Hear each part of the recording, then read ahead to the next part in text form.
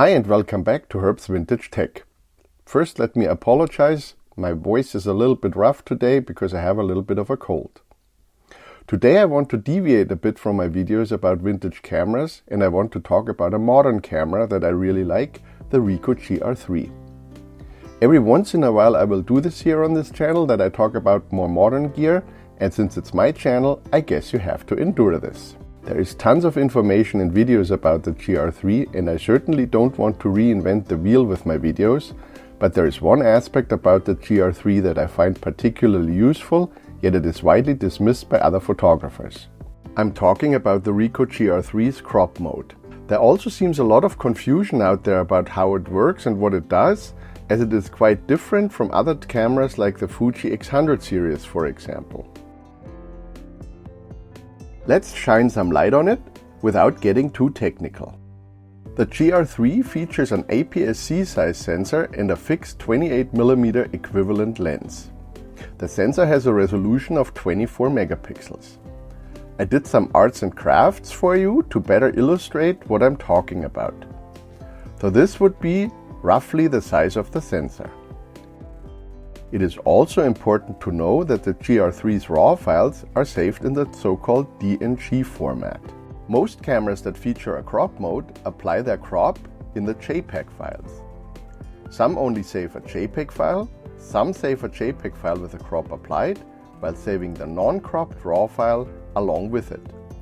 The JPEG only option is the worst, as you lose your RAW file. The RAW with a cropped JPEG variant is better, but if you are like me and you want to work with your RAW files, you have to recrop the RAW file and use the JPEG as a template. Ricoh chose a different approach to cropping in the GR3. It features two crop modes. First, to a 35mm equivalent. If you're shooting in this mode, you are now using in essence a 35mm equivalent prime lens. To do this, the GR3 only uses a portion of its APS-C sensor, which is roughly equivalent to a Micro Four Thirds sensor. If you shoot RAW, the camera now saves a cropped DNG file, which is roughly the equivalent of a 16-megapixel Micro Four Thirds camera. For example, this Olympus OMD Mark X. So in other words, if you shoot the GR3 in this crop mode, it becomes a 16-megapixel Micro Four Thirds camera with a 35mm equivalent prime lens, including your RAW file.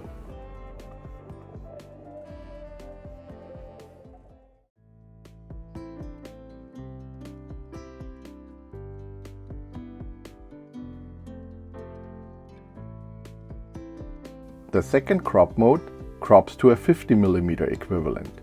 In this mode you are now using in essence a 50mm equivalent prime lens.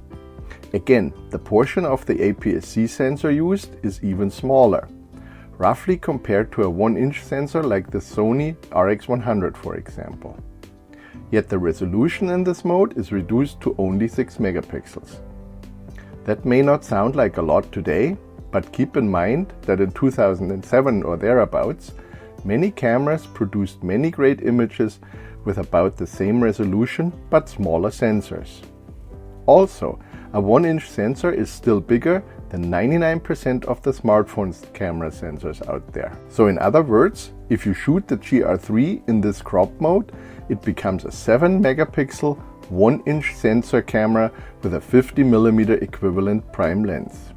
Even the 7-megapixel 50mm equivalent crops, I wouldn't hesitate to print big. For me, it's almost like shooting a camera with 3 different lenses that I don't have to change. I use the 2 crop modes of the GR3 often. I'm very satisfied with the results.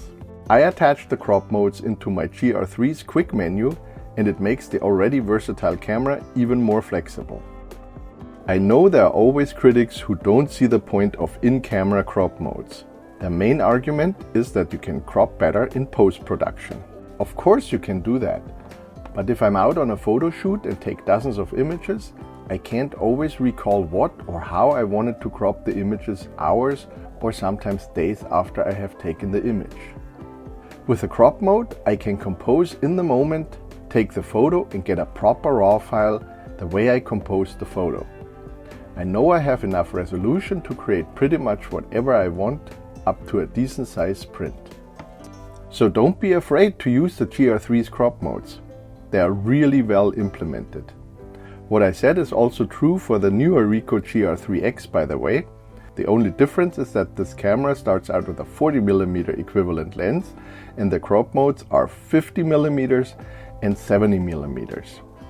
As I only own the original GR3, I can only show you further crop samples from that camera. I hope you enjoy the images. Have a great day and see you next time on Herb's Vintage Tech.